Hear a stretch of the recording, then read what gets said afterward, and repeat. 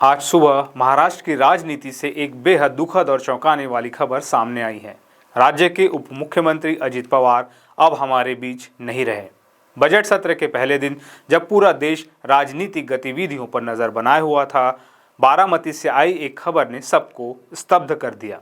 आज सुबह 8:45 पर अजित पवार का चार्टर प्लेन बारामती में लैंडिंग के दौरान क्रैश हो गया।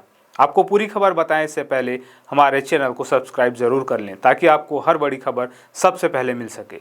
नमस्कार, मैं हूं चंद्रशेखर और आप देख रहे हैं नवप्रदेश टीवी। इस दुर्घटना की गंभीरता का अंदाजा इसी बात से लगाया जा सकता है कि विमान के मलबे में आग लगी हुई देखी गई और प्लेन का अगला हिस्सा पूरी तरह से नष्ट हो गया। शुरुआती जानकारी के मुताबिक अजित पवार सुबह मुंबई से अपने गृह क्षेत्र बारामती के लिए निकले थे। हादसे के तुरंत बाद राहत और बचाव कार्य शुरू किया गया, लेकिन सुबह 9:45 पर प्रशासन ने पुष्टि की कि इस हादसे में कुल 6 लोगों की जान चली गई है। यह घटना न केवल महाराष्ट्र बल्कि पूरे देश के लिए एक बड़ी क्षति है, लेकिन भारतीय राजनीति के इतिहास में यह पहली बार नहीं है जब आसमान में हुए किसी हादसे ने जमीन पर सियासी भूचाल ला दिया हो।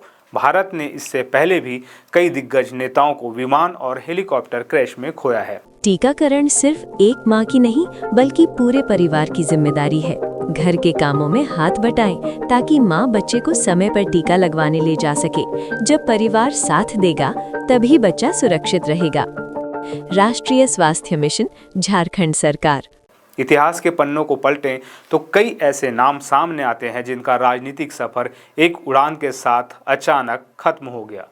सबसे पहले बात करते हैं 23 जून 1980 की। उस समय देश की प्रधानमंत्री इंदिरा गांधी के छोटे बेटे और कांग्रेस के कद्दावर नेता संजय गांधी की मौत ने देश को हिला दिया था।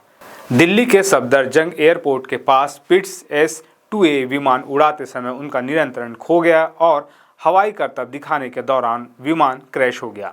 वह एक ऐसा दौर था जब संजय गांधी को कांग्रेस का भविष्य माना जा रहा था।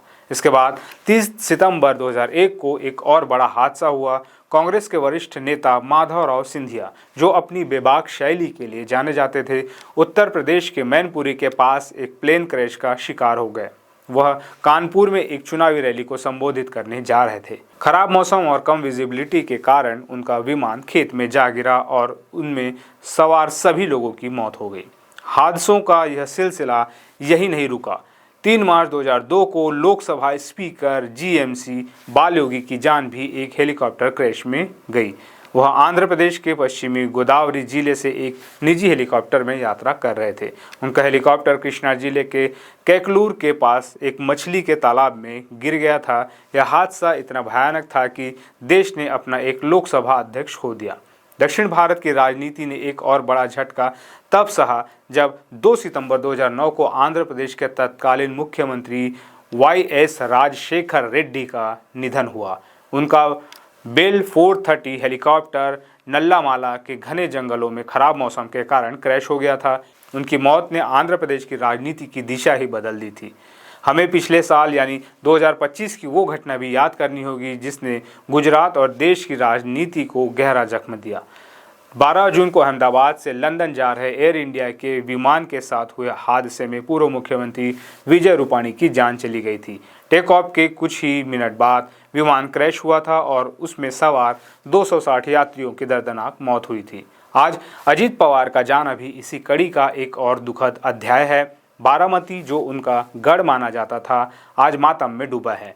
विमान हादसों ने बार बार भारत की राजनीति की दिशा बदली है और कई संभावनाओं को वक्त से पहले ही खत्म कर दिया है। प्रशासन ने इस घटना की उच्च स्तरीय जांच के आदेश दे दिए हैं, लेकिन जो क्षति हुई है उसकी भरपाई शायद कभी नहीं हो सकेगी। इस खबर पर हमारी नज़र बनी हुई है। जैसे ही इस हादसे से जुड़ी जांच रिपोर्ट या अन्य कोई जानकारी सामने आएगी, हम आप तक जरूर पहुंचाएंगे। देश, दुनिया और राजनीति से जुड़ी ऐसी ही खबरों के लिए चैनल को सब्सक्राइब करना ना भूलें।